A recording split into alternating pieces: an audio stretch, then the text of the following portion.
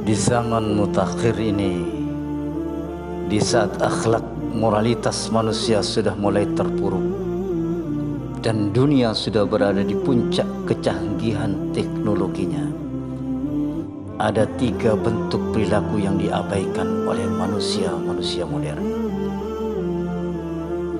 3 persoalan dan 3 perilaku ini juga pernah disindir oleh sebuah hadis, yang hadis ini disikohkan oleh Ibnu Hibban, dan hadis ini sangat bersesuaian dengan hadis-hadis lain yang sahih dari Rasulullah Muhammad sallallahu alaihi wasallam.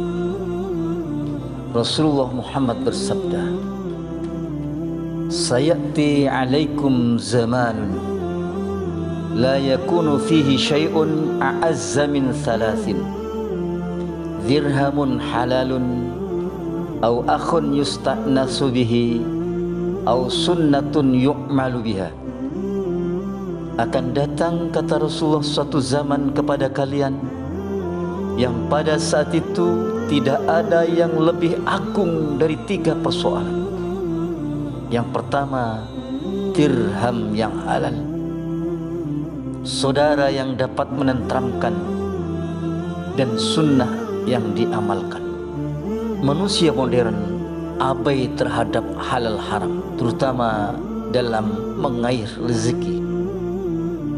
Ini sesuai dengan sabda Nabi kita Muhammad sallallahu alaihi wasallam di dalam riwayat Bukhari, "La ya'tiyanna 'alan nasi zamanun la yubalil mar'u bima akhadal mal amin halalin am min haramin." Akan datang suatu zaman di mana manusia tidak lagi peduli dari mana mereka mendapatkan harta, apakah dari usaha yang halal atau dari hasil usaha yang haram. Berbagai macam cara mereka lakukan untuk mendapatkan uang. Yang penting dapat uang. Mulai dari cara yang paling kasar seperti merampok, mengkorup, marab, penggelapan, suap menyuap, sampai kepada cara yang paling halus dan tersembunyi, seperti berbagai macam bentuk riba yang dipoles agar terlihat halal.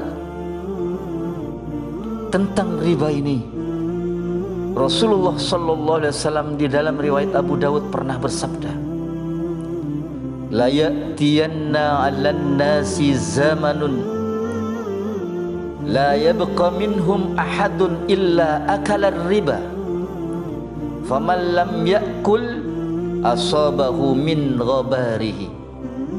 Sungguh, kata Rasulullah, akan datang pada manusia suatu masa di mana pada masa itu tidak ada seorang pun yang tidak makan riba. Kalaupun dia tidak makan ribanya, dia akan terkena debu-debu riba. Rasulullah Muhammad sallallahu alaihi wasallam sangat mencela perilaku riba ini dengan menyatakan bahwa memakan riba lebih buruk dosanya daripada perbuatan zina.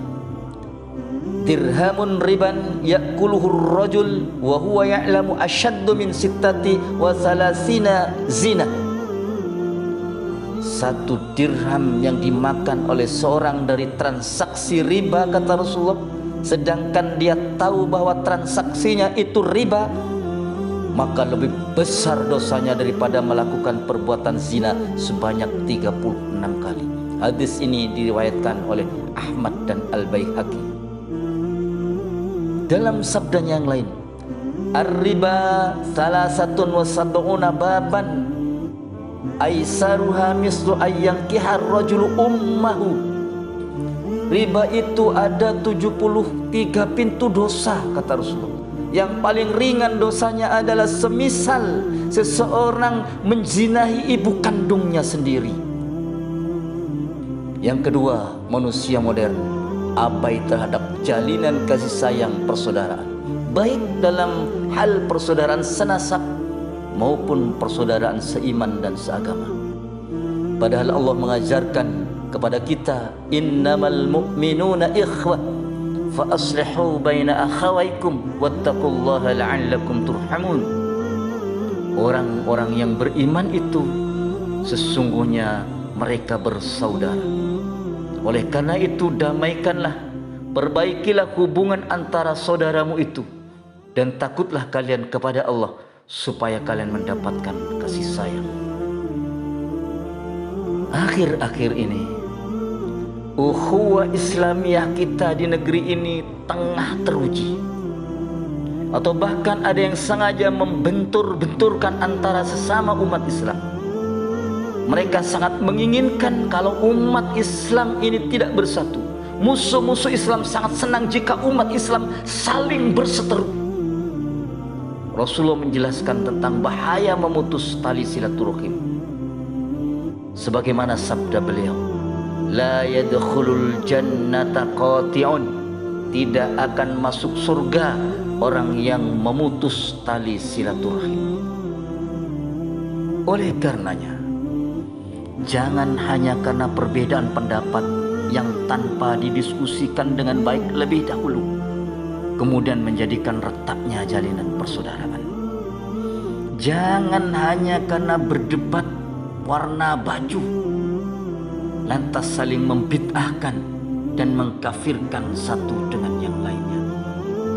Janganlah hanya karena kita beranggapan paling benar, beranggapan paling bersih, sehingga kita mudah menyalahkan saudara yang lainnya tanpa alasan yang benar dan jelas.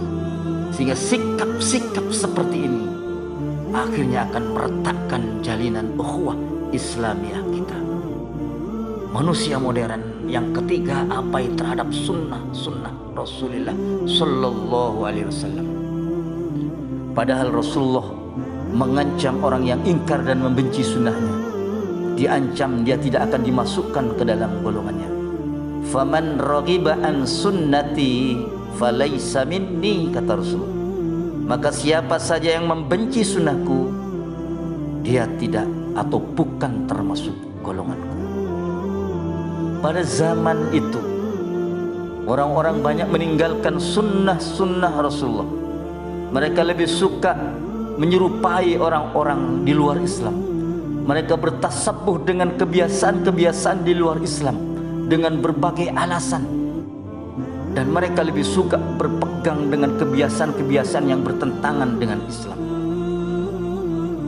Rasulullah mengingatkan kita akan terjadinya perilaku mengekor, perilaku yang menyerupai orang-orang di luar Islam. Di dalam riwayat Imam Bukhari, beliau bersabda, sungguh engkau akan mengikuti tradisi orang-orang sebelum kalian, sehasta demi sehasta, sejengkal demi sejengkal, hingga kalaulah mereka masuk ke lubang biawak, niscaya kalian mengikuti mereka. Kami bertanya, wahai Rasulullah, Yahudi ataukah Nasranikah mereka ini? Rasulullah menjawab, siapa lagi kalau bukan mereka? Oleh karenanya, kalau ada orang yang berpegang teguh dengan sunnah di zaman itu, maka itu adalah sesuatu yang sangat menakjubkan, dan itu adalah perilaku yang agung dan dianggap asing. Innal Islama bada'a ghariban wa sayaudu ghariban fatuba lil ghuraba, kata Rasulullah. Sesungguhnya Islam ini pertama kali datang dianggap asing, maka ia akan kembali dianggap asing. Maka beruntunglah orang-orang yang dianggap asing.